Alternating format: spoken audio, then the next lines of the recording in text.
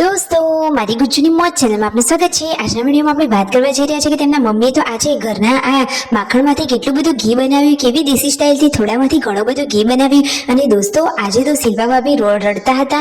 કયા કારણથી રડતા હતા? યશુએ આજે સાચું કારણ બતાવી દીધું। યશુ આજે સોશિયલ મીડિયામાં તેમના મમ્મી વિશે શું બોલી અને મિતાંશ આ રમતા રમતા શું કરી રહ્યો છે, બધું જાણવા મળશે તમને આપણા આ વિડીયોમાં। મારી ચેનલ પર નવા હોય તો ચેનલને ફટાફટ લાઈક શેર અને સબસ્ક્રાઇબ કરી દો। Full video in life of Thakor channel દોસ્તો, ફૂલ વિડીયોની લિંક ડિસ્ક્રિપ્શનમાં મૂકેલી છે, ત્યાં જઈ તમે આખો વિડીયો વોચ કરી શકો છો। આવી ટૂંકી ટચુકડી લાઈવ લેટેસ્ટ ટ્રેન્ડિંગ માહિતી મેળવવા માટે કરી દો મારી ચેનલને ફટાફટ સબસ્ક્રાઇબ। તો ચાલો દોસ્તો, વધારે રાહ ન જોતા આપણે વિડીયોની શરૂઆત કરી દઈએ છીએ। તમે વિડીયોમાં લાઈવ જુઓ કે મિતાંશ તો આજે અહીંયા રમી રહ્યો છે અને પાર્વતી ભાભી તો અહીંયા ચૂલા ઉપર સરસ મજાની રોટલી બનાવી રહ્યા છે। અને જુઓ તો ખરા, આજે તો પાપા પગલે ચાલતો થઈ ગયો છે આપણો આ મિતાંશ। જુઓ, શિલ્પા ભાભી તો એને ચાલતા શીખવાડી રહ્યા છે। બપોરનું જમવાનું રેડી થઈ ગયું છે, હવે તો એકલા ચાલતા શીખી રહ્યો છે। પાર્વતી ભાભી એને શીખવાડી રહ્યા છે। જુઓ તો ખરા, ને માથામાં કેટલી સરસ મજાની ચોટલી વાળી લીધી છે। અને એવામાં જ આજે યશુએ કરી દીધો શિલ્પા ભાભીનો ખુલાસો। એને આજે શું જણાવ્યું તમે સાંભળ્યું? જુઓ, એ તો કહે છે કે મારી મમ્મી રડતી હતી તો રણજીતભાઈ અને પાર્વતી ભાભીએ પૂછ્યું કે કેમ રડતી હતી તારી મમ્મી?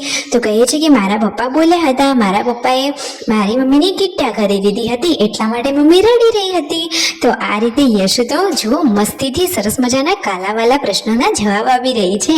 શિલ્પા ભાભી કહે છે કે અરે યશુ, તે આ શું કીધું? તો રણજીતભાઈ કહે છે કે સાચે શિલ્પા ભાભી એવું હતું? તો શિલ્પા ભાભી કહે છે કે તો આંખમાં વાગી ગયો હતો તેમને આ આંગળીનો નખ, એટલા માટે એમને આંખમાંથી રડવું આવતું હતું। તો તેમને આ રીતે સત્ય કારણ કહ્યું। અને અહીંયા ઘરે આવેલા છે મહેમાનો માટે જમવાની તૈયારીઓ થઈ રહી છે। આજે તો ઘરમાં વહેલા રસોઈની તૈયારી થઈ રહી છે। અને જુઓ, પાર્વતી ભાભી કેમ આટલી દોડધામ કરી રહ્યા છે અને શિલ્પા ભાભી અને રાકેશભાઈ રસોડામાં રસોઈનું કામ કરી રહ્યા છે। અને બહાર પૂનમ ભાભી રસોઈ માટે બેસી ગયા છે। દાળનો વઘાર તો કાં તો રાકેશભાઈ કરે અથવા તો સંજયભાઈ, એમનો વઘાર તો બાકી એકદમ ટેસ્ટી હોય છે। અહીંયા ચૂલા ઉપર સરસ મજાની ગરમા ગરમ રોટલીઓ બનવાની ચાલુ થઈ ગઈ છે। ઘરે કોણ મહેમાનો આવ્યા છે, શું મહેમાનો રોકાવાના છે કે રાત્રે જ જતા રહેવાના છે, અને ક્યાંથી આવ્યા છે, બધું તમને આ વિડીયોમાં જાણવા મળી રહેશે। અહીંયા સરસ મજાની ચૂલા ઉપર દેશી સ્ટાઇલથી ગરમા ગરમ રોટલીઓ થઈ રહી છે। અને જુઓ, રણજીતભાઈ અહીંયા વાતોચીતો પણ કરી રહ્યા છે અને પૂનમ ભાભી અને પાર્વતી ભાભી સરસ મજાની રોટલીઓ બનાવી રહ્યા છે।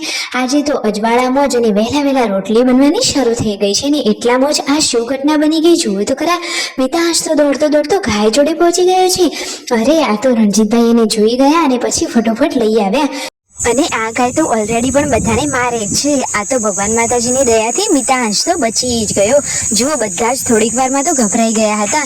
અને હવે આ તો નાનો બાળક કહેવાય, એને શું ખબર પડે? એ તો અહીંયા રમી રહ્યો છે। ઘરે આવેલા હતા મહેમાનોને જમવાનું પીરસી દીધું છે, તો મહેમાનો જમવા માટે બેસી ગયા છે।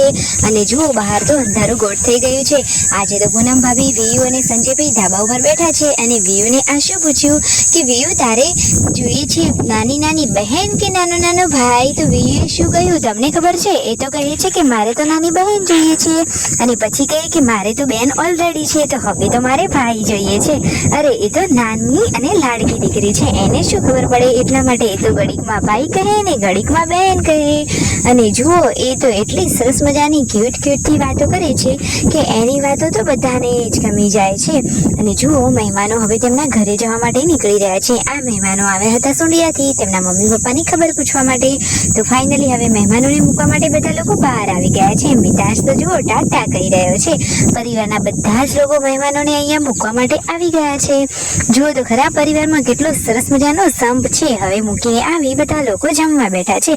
રાત્રે આ કેરીઓ જોઈ અને રણજીતભાઈ ને સંજયભાઈનું તો મન લલચાઈ ગયું। ભલે ને ટેટુ ઉપર ખણ આવી હોય તો આવે, પણ અમે તો કેરી ખાવાના। Like share and subscribe.